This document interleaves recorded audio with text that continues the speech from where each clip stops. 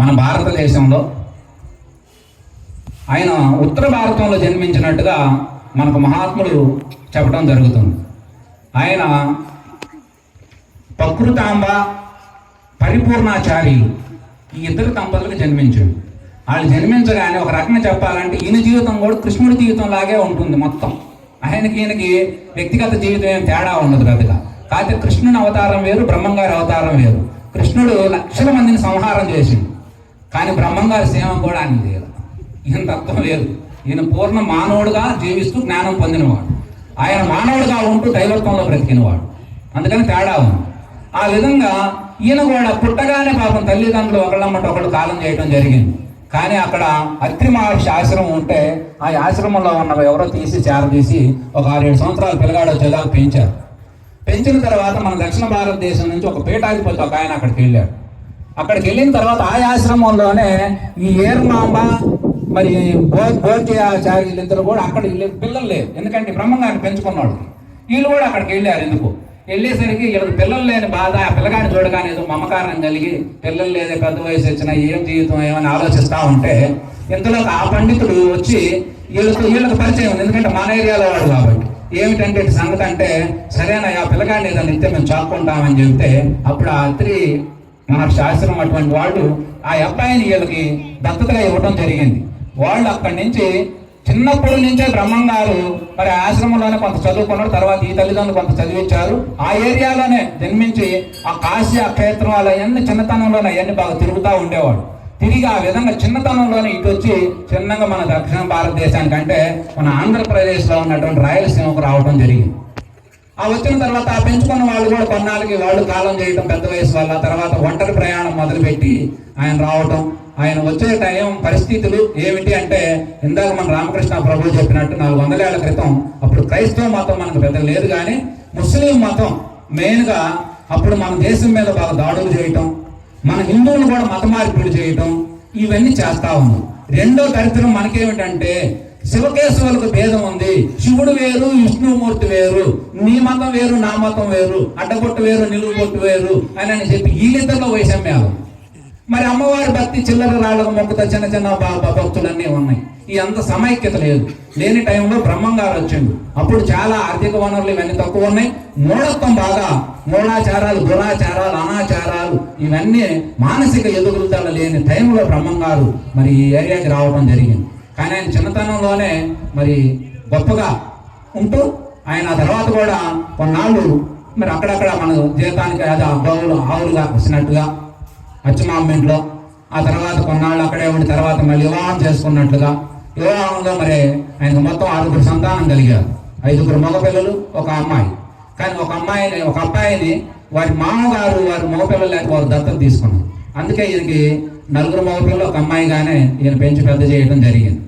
ఈ విధంగా చేస్తూ బ్రహ్మంగారు ఆయన మరి ఆ బ్రహ్మాండంగా జ్ఞానాన్ని ఆయన బాగా సాధన చేస్తూ, ఇందాక మనం చెప్పుకున్న ఆచారాలాగా తెగుజామును లేచి మనకి ఇవాళ దేవుడు, కానీ ఆయన తెల్లారుజామును లేచి చక్కగా కాలకృత్యాలు చేసుకొని ధ్యానం మీద కూర్చొని పూజలు చేసుకుంటా మరి అనేక రకమైనటువంటి ఖాళీగుంటే గ్రంథాలు చదువుతా రాస్తా మరి అనేక రకమైనటువంటి కాలజ్ఞానం ఇదంతా కూడా బోధిస్తా, ఇవన్నీ ఎక్కడ నిమిషం టైం వేస్ట్ కాకుండా ఎవరి నుంచి రూపాయి యాశకత్వం లేకుండా. సహజంగా గురువులు ఏమిటంటే ఇవాళ మన సాంప్రదాయంలో ఇట్లా ఎవరైనా సన్యాసం తీసుకున్నటువంటి గురువులకి ఆదాయం ఉండదు కాబట్టి మనం వాళ్ళ పాదాలకు నమస్కరించి, ఎందుకంటే వాస్తవానికి అది చాలా అదృష్టం, మనకు తెలియదు, కానీ వారి పాదాలను పట్టుకొని నమస్కరించి వారి గురుదక్షిణగా ఎంతో మనకు తోచినంత ఇస్తూ ఉంటే దాన్ని వాళ్ళు కొంత తీసుకోగా కొంత 10 మందికి ఉపయోగపెట్టుకుంటూ పోతా ఉండేవాళ్ళు ప్రయాణం.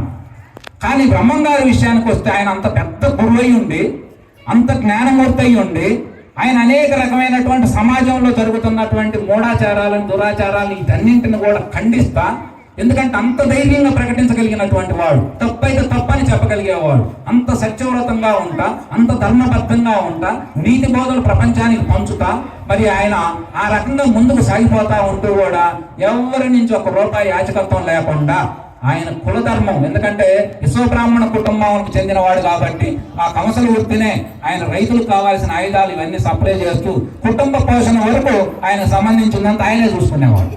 ఇక ఆయన జ్ఞానం పెరిగే కొన్ని భక్తులు ఆయన అనుసరించడం మొదలు పెడితే భక్తుల నుంచి ఏ కొద్దిగా తీసుకొని అక్కడ ఒక పీఠంలాగా ఏర్పాటు చేసి వచ్చే వాళ్ళకు కొన్ని వసతులు ఇవన్నీ సమకూరుస్తా ఆయన ఆ రకంగా చేసేవాడు.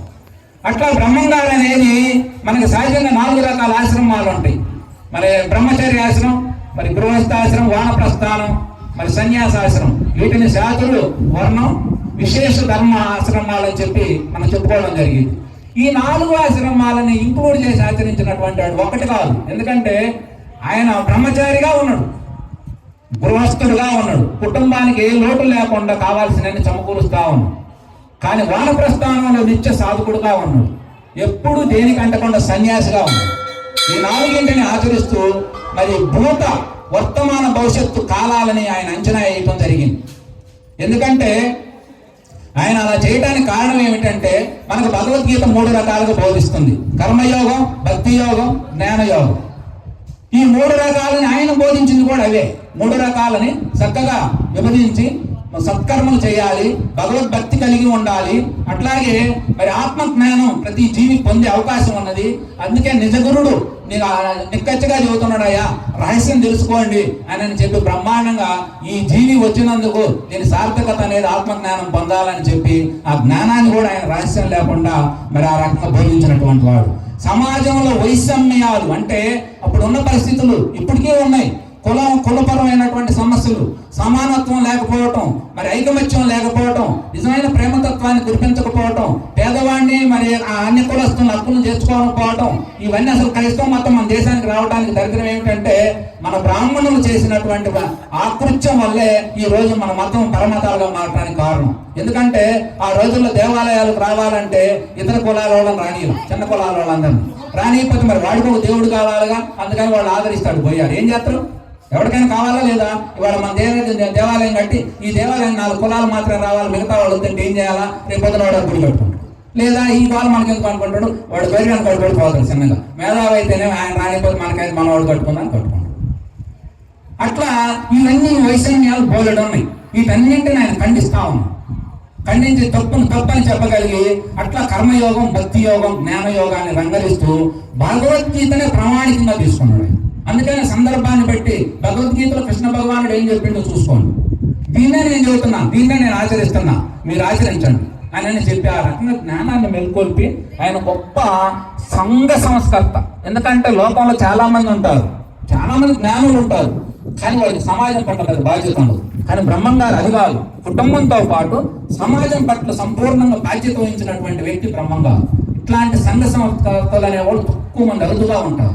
ఎందుకంటే సమాజం కోసం, కుటుంబం కోసం ఎలా ఆలోచిస్తున్నాడో, నా భార్య, నా పిల్లలు, నా మనవాళ్ళు వీళ్ళందరికీ కావాల్సిన వసతులను ఎట్లా సమకూర్చాలని అనుకుంటా ఉన్నాడో, సమాజంలో ఉన్నటువంటి దేవాలయ వ్యవస్థ, కుటుంబ వ్యవస్థ, అన్ని జనులు, సర్వజీవులు ఇవన్నిటి ఆర్తి తీరాలంటే ఏం చేయాలి, దానికోసం నిత్యం ఆయన ఆలోచిస్తూ పనిచేస్తూ ఉంటాడు. అలా అంతేకాదు, అనేక రకమైన విషయాల్లో అజ్ఞానంలో పోయేవాడు అన్నింటిని సరిచేసేవాడు, ధర్మాన్ని బోధించేవాడు, ధర్మ సూక్ష్మాలను అందరికి అందజేసేవాడు. ఈ రకంగా ఆ రకంగా చెప్తూ మరి కాలజ్ఞానం మరి చెప్పిన విషయాలను మనం తీసుకుంటే, కర్మయోగం ప్రకారం ఏ పని చేస్తే ఆ ఫలితం తప్పక వస్తుంది అన్నది మన కర్మయోగ సిద్ధాంతం. నువ్వు ఏ పని చేస్తే ఆ ఫలితం తప్పక వస్తుంది. ఈ రోజు మనం వితంతువులుగా ఉన్నా, స్వతంతువులుగా ఉన్నా దానికి కారణం నువ్వే. మన వాళ్ళందరూ జన్మల గురించి చెప్తారు కాబట్టి జన్మల పరంగా చూస్తే నువ్వు చేసినదే నీకు వస్తుంది. ఏమంటే ఇప్పుడు ఏం చేయలేదండి, ఇప్పుడు చేయాల, మొన్న చేసాను, అందుకే నీకు ఇది వచ్చింది.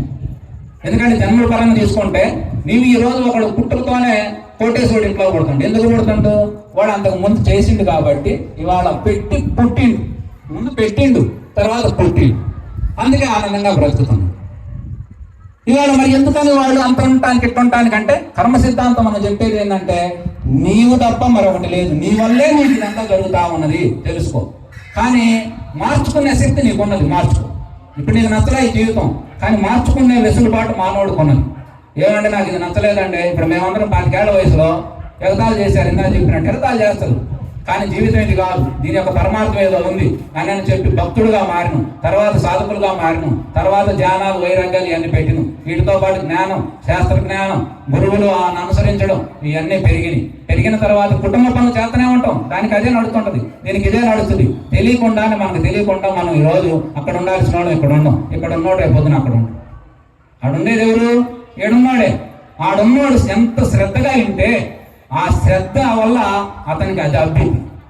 శ్రవణాలు శ్రద్ధగా వినటం, విన్నదానిని పదే పదే ఏది మంచి ఏది చెడు మననం చేయటం, మననం చేసిన దాని నిధిధ్యాసం అంటే తను జీర్ణం చేసుకోవాలి.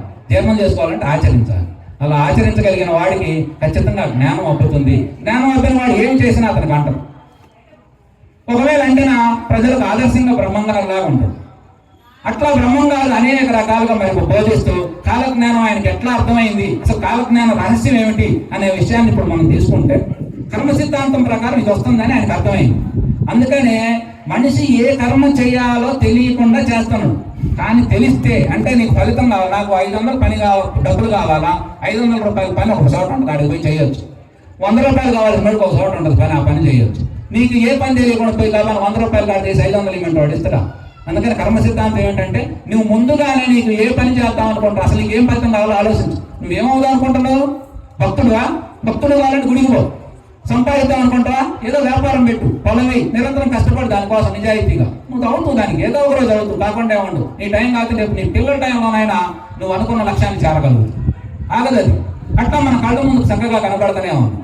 ఈ విధంగా బ్రహ్మంగారు ఆ విధంగా కర్మ సిద్ధాంతాన్ని రహస్యాన్ని గుర్తించాడు. గుర్తించిన తర్వాత ఆయనకు అర్థమైంది ఏంటంటే మానవులందరూ చేసేటువంటి ఆకృత్యాల వల్ల రేపు రానున్న రోజుల్లో, ఎందుకంటే లెక్కేసిండు, 1 2 2 2 4 2 3 6 కోడికలు చూస్తే ఆహా వీళ్ళు ఈ సంకల్పాలు చేస్తున్నారు, ఈ పనులు చేస్తా ఉన్నారు కాబట్టి వీటి ఫలితాలు ఇవాళ కంది చెట్టు నాటిండు, మిరప చెట్టు నాటిండు, రేపు పొద్దున అయ్యే ఫలితాలు వస్తాయి. అంటే మనిషి ఏం కోరుకుంటాడు, అతని ఆసక్తి ఎట్లా ఉన్నది అయ్యంతా ఆయన ఆలోచన చేసిండు. అందుకని ఆడవాళ్ళ పట్ల ఆ రోజు చాలా చిన్న చూపుగా ఉంటే రానున్న రోజుల్లో ఈ సంకల్పం అనేది స్త్రీమూర్తుల్లో బలంగా నాటుకుంటుంది. ఏంది మాకు ఈ బానిసత్వం అనేది వాళ్ళకు కూడా తెలియదు, అంతరంగంలో ఉంటుంది. కాబట్టి సృష్టి నువ్వు ఏం కోరిక ఇస్తా ఉన్నది కాబట్టి రానున్న రోజుల్లో మొత్తం ఆడవాళ్ళ పెత్తనాలు అయితాయా అని చెప్పేసి ఇవాళ చూస్తే అందరికి అవుతున్నాయా కావట్లేదా? అసలు ప్రభుత్వాలే చూడండి, ఏ పథకం వచ్చినా వాడకే, మగవాళ్ళకి ఏ పథకాలు లేవు. ఇవాళ ఏమున్నాయి మనకి, మన ఫ్యాన్స్ తగ్గిపోతుంది. అందుకని ఈ రకంగా రావడానికి అవకాశం ఉన్నది అని గుర్తించారు. ఇట్లా అలా గుర్తించేటప్పటికి ఆయనకు అర్థమవుతుంది, ఓహో ఇలా చేస్తే ఇలా అవుతుంది, ఇలా అంటే ఆయన కూడకలు వేస్తాడు సృష్టి గురించి. మనం అవన్నీ వెయ్యం, వేస్తే వాళ్ళు ఆయనకి ఏమంటే దివ్య పురుషుడు అంట. వాస్తవానికి ఉంటుంది కొంత అదృష్టం, ఎందుకంటే ఆయన అష్టసిద్ధులు కలిగినటువంటి వాడు. అంటే ఇక్కడి నుంచి ఎక్కడికైనా ప్రయాణం చేయగలడు, మరి అలాగే ఏ దేన్నైనా ఇక్కడికి తెప్పించగలడు, చచ్చిపోయిన వాడిని బ్రతికించగలడు. అవి మనం చేయవచ్చా అంటే మహాత్ములు చెప్పేది ఏమిటంటే ఆ సిద్ధులు, ఆ మహిమలు అష్టసిద్ధులు అంటారు. ఎందుకంటే చిన్నవాడిగా కావచ్చు, అతి పెద్దవాడిగా కావచ్చు, ఆంజనేయ స్వామి ప్రదర్శించేది అయ్యే ఆ మహిమలు. కానీ కృష్ణుడికి తెలుసు, వ్యాసుడికి తెలుసు, రాముడు వాటిని ఎక్కడ వాటి జోలికేయాలి. ఆయన ఎలా నిజాయితీగా మానవుడిగా జీవించాలో ఆదర్శంగా జీవించు. అలాంటి మహిమలు బ్రహ్మంగారి కూడా పుట్టుకతోనే అబ్బింది. కానీ వాటిని జ్ఞాని కాబట్టి ఎక్కడ అవసరమో ఆయన ఎన్ని రకాలుగా అవసరం అన్ని రకాలకు అవసరం వచ్చినప్పుడు అవసరం వచ్చిన విధంగానే ఆయన వాడుకోగలిగింది, ఇంద్రియ అదుపుంది కాబట్టి. అలా మీకు ఆయనకు ఆ కర్మ సిద్ధాంతాన్ని గుర్తించింది కాబట్టి మనకి మహాభారతం యుద్ధం జరిగిన సందర్భాన్ని తీసుకుంటే మనకి దీనికి దానికి తేడా తెలిసింది. ఏమిటంటే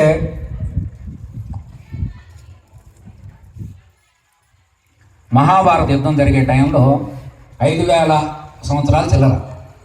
ఆ రోజు యోధాన యోధులు, ఎందుకంటే అర్ధరధికులు, రధికులు, మహారధికులు, ఈదు రధిపతులు అని అట్లా ఉంటారు. అంటే 1000 మందితో యుద్ధం చేయగలిగిన వాడు, 10,000 మందితో యుద్ధం చేయగలిగిన వాడు, 1,00,000 మందితో యుద్ధం చేయగలిగిన వాడు, 10,000 లక్షలతో యుద్ధం చేయగలిగినటువంటి వాడు, 10 లక్షల మందితో చేస్తూ కూడా తన సైన్యాన్ని కాపాడగలిగిన వాడు అర్జునుడు.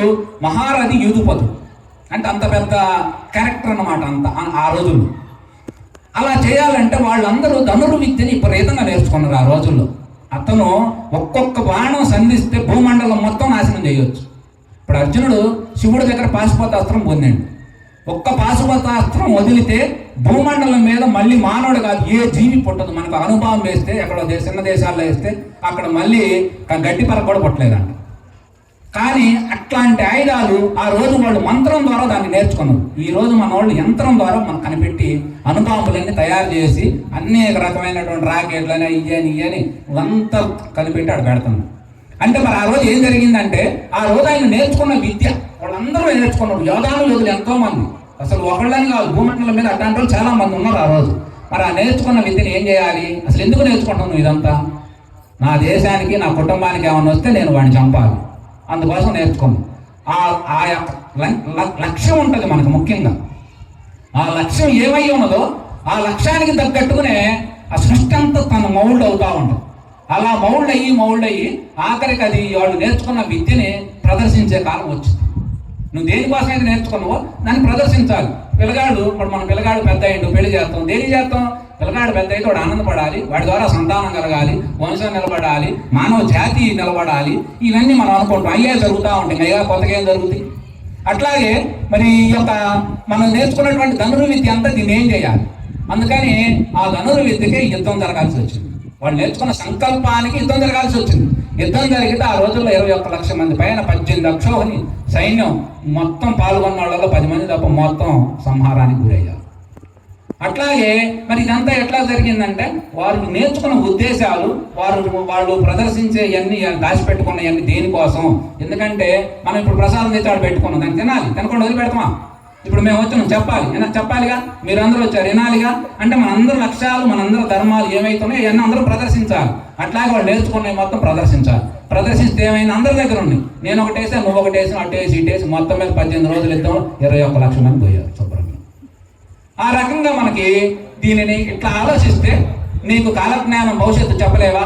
ఇవాళ ఉన్నాయి అన్ని దేశాల్లో అభద్రతా భావనతో భద్రత కోసం అనేక రకమైనటువంటి రాకెట్లు, అణుబాంబులు ఇవన్నీ విపరీతంగా దాన్ని ఖర్చు పెట్టి దాచిపెడతా ఉన్నాం. ఈ దాచిపెట్టింది బ్రహ్మంగారు చెప్పిన ప్రకారం అంటే మళ్ళీ 3వ ప్రపంచ యుద్ధం ఎప్పుడు వస్తుందని చెప్పలేము. కానీ ఆ వస్తువులు మొత్తం భూమండలం మీద ప్రదర్శన ఏదో ఒక రోజు జరగాల్సింది. ఎందుకంటే వాటి సంకల్పాలు అలాంటి జరగాలి. అందుకని ఇలా జరుగుతాయి అని ఆయన గుర్తించగలిగినటువంటి వాడు బ్రహ్మంగారు. కాబట్టి కాలజ్ఞానం ఆయన అనేక రకాలుగా మరి ఆయన బోధించిన కాలజ్ఞానం అంతా ఉన్నది. దాంట్లో కాలజ్ఞానంలో మన చక్కగా ఎన్టీ రామారావు గారు తీసిన సినిమా ఉంటుంది. చాలా పర్ఫెక్ట్గా ఎలా తీయాలి అలా తీసింది. కానీ ఇవాళ మన క్యాసెట్లో అయిన కాలజ్ఞానాలు ఇవాళ ఏదైనా జరిగిన ఆయనకి అంటగడతారు, ఇంకేదైనా జరిగిన ఆయనకి అంటగడతారు. మరి అంతసేటు కాలజ్ఞానం అది కాదు. ఎందుకంటే ఆయన సూత్రప్రాయంగా ఇది జరుగుతాయి అని చెప్తారే కానీ ప్రతిదీ పొద్దుగులు ఏమన్నా కూడా ఈ ఆలోచనలన్నీ ఆయన మీద రాసి వృద్ధి ఆయన మీద చెప్తా ఉంటారు. ఈ విధంగా బ్రహ్మంగారు చేసినటువంటి కృషి ఫలం అంత గొప్పగా ఎంతో మంది దీక్షలు ఇచ్చి ఎన్నో రకాలుగా చేసి ఆయన ఎలా ఉంటుందంటే ఆయన ఎవరికి హాని చెయ్యకపోయినా కానీ ఆయన కులపరమైన వాళ్ళు వ్యతిరేకం. వీడేంది అందరిన సమానం అంటాడు, అందరిన సమానం అంటే మనం ఎక్కువ, నువ్వు అందరూ సమానం అంటే అంట, అందుకని వెళ్ళి లేకపోతే వాడి ఇంటికి నింపెట్టండి, వాడిని మన కార్యక్రమాల్లో పిలవబాకండి, కొన్ని నిలేసుకోండి అంటాడు. ఆయన ఏమంటాడు? ఎందుకంటే సత్యానికి కట్టుబడ్డవాడు, ధర్మంగా నడుచుకునేవాడు, నీతి నిజాయితీ ఆయన నడకంత. ఆయన ఎవరికి భయపడతాడు? ఎవరికి భయపడు. ఒక సందర్భంలో ఆయన చిన్నతనంలో ఈ దేవాలయంతో తిరిగి తర్వాత కుటుంబ అవసరాలన్నీ తీర్చి వాళ్ళందరికీ వివాహాలు చేసి అయిపోయిన తర్వాత అప్పుడు ఆయన శిష్యగణం పెరిగింది. ఎందుకంటే ఆయన అనుసరించేవాడు, అర్థం చేసుకునేవాడు, మహాపురుషుడురా. ఆయన అడుగులు అడిగేసినా చాలు, ఆయన ముఖం ద్వారా ఒక మాటిన్నా చాలు మన జీవితాలు తరిస్తాయని శిష్యులంతా చాలా మంది తయారయ్యారు. ఆయన ఏ భేదం లేదు కాబట్టి అప్పుడున్న ముస్లింస్తో మనకి ఎంతో వైరవం ఉన్నది. ఆయన సిద్ధయ్యారు సైబుల కుటుంబంలో పుట్టిండు, ఆయన ఆదరించిండు, బ్రహ్మాండమైన బ్రహ్మజ్ఞానాన్ని పొందిండు. ఆయనతో ఆయన పెద్ద కొడుకు సిద్ధయ్య అంతటి వాడేయండు. ఆ తర్వాత కక్కయ్య ఎవరు? మాదిగతను చక్కగా అర్థం చేసుకొని అలింగనం చేసుకున్నాడు, చక్కగా ముత్తిని బతికించిండు. ఆయనకి వాళ్ళ బ్రహ్మంగారి మఠంలో కక్కయ్య పూజింపబడుతుంది. ఎంత వైర భావాలనే అలా ఉన్నాయి. మనం ఇవన్నీ మానవ జాతి, మనంతా మానవులం. అనేక రకమైన జీవరాశులు ఉంటాయని మన పెద్దలు 84 లక్షల జీవరాశులు ఉన్నాయి. అంటే ఒక్కొక్క జీవికి ఒక్కొక్క జాతి ఉంటుంది. మనంతా మానవ జాతి. మన మానవ జాతి మనుగడని మనం కాపాడుకోవాలి. మనమంతా మానవులను గుర్తుపెట్టుకోవాలి. ఇతర జీవులతో నువ్వు మా పార్టీ కాదు అనొచ్చు, కానీ మానవుని పట్టుకో నువ్వు మావాడి కాదు అంటే ఏమిటి? ఇవన్నీ బాధగలుగుతాయి. మహాత్ముల జీవితాలు వాళ్ళు ఉన్నప్పుడేమో వాళ్ళు ఏడిపిస్తారు. ఇప్పుడు కృష్ణుడికి అసలు వాళ్ళు బంధువులే మొత్తం శత్రువులంతా, మేనత్త కొడుకులు, మేనమామలు, బామర్దులు. దుర్యోధనుడేవుడు పిల్లనిచ్చినటువంటి వియ్యంకుడు, కొడుకు పిల్లనిచ్చిన వియ్యంకుడు. మరి ఇట్లా ప్రతి వాళ్ళు అంతా బంధువులే. ఆ బంధువులందరూ ఆయన బాధ పెడతా ఉంటారు. చెప్పిందేం అర్థం కాదు, ఏం చేయాలో అర్థం కాదు. ఒక ఓర్చుకొని ఇంకా తప్పదు అనుకున్నప్పుడు వాడు తొలగించాల్సి వస్తుంది. అట్లా బ్రహ్మంగారి విషయంలో కూడా అట్లా కులం వాడు బాధ పెట్టారు అనేక రకాలుగా. ఒక పక్క మళ్ళీ ముస్లింస్తో ఇబ్బంది అయింది. ఎందుకంటే మా వాడిని మీ దగ్గర తీసుకుపోయినది అని అప్పుడు ఆయన మళ్ళీ ఆయన దేవుళ్ళు పరీక్ష పెడతాడు మానవుడు. వీడి ఎంత సేదస్తూ ఉంటుందంటే మనకి, నువ్వు బ్రహ్మంగారి నువ్వు గొప్పవాడు నిరూపించుకో అని చెప్పి వాడు పెద్ద రాయి తెచ్చాడు, పెట్టి రాయిని పగలగొట్టు అంటాడు. ఆయన ఏంది ఈ సేదస్తూ అంత ఎందుకని అనిపిస్తుంది, కానీ తప్పనిసరి అయినా ఆయన పగలగొడతా ఏముంటుంది, ఆయనకి ఏం పెద్ద పని. పగలగొట్టినాక వామ్మో ప్రభు అని కాళ్ళ మీద పడి మళ్ళీ ఆయన కానుకలు సమర్పిస్తా ఉంటాడు. ఆయన అనండి, కానుకలు వద్దు, నువ్వు వద్దు, ఆయనకి నమస్కారం, ఎందుకంటే కానుకలు తీసుకుంటే మేము మీకు సేవ చేయాలి, దాసులుగా ఉండాలి, మాకేమొద్దు, మా భక్తులు ఇచ్చే ఆ 10వ 11వ సార్లు అది కూడా వాడు తినడానికి నాకెందుకు అని పెద్దలు కానుకలు పంపించినా కూడా ఆయన తీసుకోవాలి. ఆ విధంగా నిజాయితీగా జీవించినటువంటి వ్యక్తి బ్రహ్మంగారు. ఒక సందర్భంలో ఆయన ఇట్లానే మరి కార్యక్రమాలన్నీ శిష్యులతో బయలుదేరి వస్తూ ఉంటే అడవులోకి వచ్చిన తర్వాత కొంతమంది దొంగలు వచ్చారు. దొంగలు వచ్చి శిష్యుల మీద వీళ్ళందరి మీద కలబడి రకరకాలుగా సంపదని ఆ ఒళ్ళు మీద తినడానికి తీసుకుపోయి ఉంటాయిగా, వాటి అన్నింటిని తీసుకుపోతుంటే వాళ్ళు ఒడ్డురామయ్య అని చెప్పి ఎంటర్లా అంత మూర్ఖంగా ప్రదర్శించారు. ఆఖరికి వాళ్ళందరినీ నెట్టేసి బ్రహ్మంగారి దగ్గరికి వస్తే ఆయన కోపం వచ్చింది. ఎందుకంటే బ్రహ్మంగారు ఎట్లా ఉంటుందంటే చాలా ఓర్చుకుంటాడు. అసలు సినిమా చూసినా కూడా మనకు అంతే అర్థం, చాలా ఓర్చుకుంటాడు. ఇక తప్పనిసరి అయినప్పుడు ఆయన ఏం చేయాలి, కాసిన చెంబులో నీళ్ళు తీసి మొఖాన్ని ఏం చేస్తారు మంత్రించి. అప్పుడు మళ్ళీ వాళ్ళు వెంటనే సాష్టాంగ నమస్కారం పడతారు, అయ్యా ప్రభువా తప్పు అయిపోయింది క్షమించి.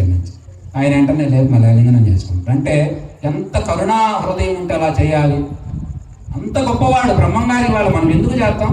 పైగా బ్రహ్మంగారు మనకు తెలుగు ముద్దుబిడ్డగా మరి ఆయన మనం ఆరాధించుకోవడం. బ్రహ్మంగారు వేమన్న వీళ్ళిద్దరూ సమకాలి. వేమన్న గారు కొద్దిగా ముందు వచ్చిండు, ఆయన తర్వాత వచ్చిన వాడు బ్రహ్మంగారు. వేమన్న కూడా పుట్టుకతో భోగి, ఆయన అప్పట్లో రాజు. ఆ తర్వాత అన్ని భోగాలు అనిపించిన తర్వాత ఆయనకి కొన్ని కారణాల చేత వైరాగ్యం వచ్చి, ఆయనంత వైరాగ్యం కలిగినటువంటి వాడు కానీ బ్రహ్మంగారు లాంటి గురువు, సిద్ధయ్య లాంటి శిష్యుడు, మరి వేమన్న లాంటి యోగి లేడనేది మన తెలుగు వాళ్ళ నోట నానేటువంటి మాట.